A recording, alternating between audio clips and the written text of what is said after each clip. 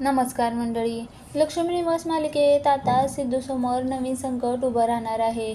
सुरुवातीला लग्नासाठी नाही म्हणणाऱ्या पूर्वीला अचानक सिद्धू आवडू लागतो. ती त्याच्या प्रेमाची कबुली सिद्धूसमोर देते, पण त्याच्या मनात फक्त भावनाच असते. सिद्धू आणि पूर्वी बाहेर गेलेले असताना तिच्या डोळ्यात कचरा उडतो. पूर्वीला त्रास होऊ नये म्हणून सिद्धू तिच्या डोळ्यात फुंकर मारतो आणि नेमका हा क्षण पाठमोऱ्या बाजूने एक जण कॅमेऱ्यात कैद करतो. आता सिद्धू पूर्वीचा हा फोटो थेट वर्तमानपत्रात छापून येणार आहे. खरं तर या सगळ्यात सिद्धूचा काहीच दोष नसतो, पण या फोटोमुळे त्याच्या वडिलांची प्रचंड बदनामी होण्याची शक्यता असते. यासाठी गाडे पाटील व पूर्वीच्या बाबांना सिद्धू एक प्लॅन सांगतो, पण आता या प्लॅनमध्ये तो स्वतःच अडकणार आहे.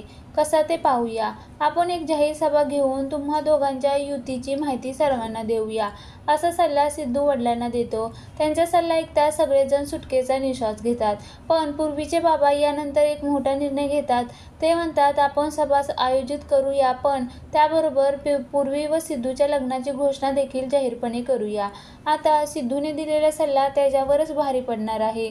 भर सभेत जर पूर्वी आणि सिद्धूच्या लग्नाची घोषणा केली तर पुढे जाऊन भावनाचं काय होणार?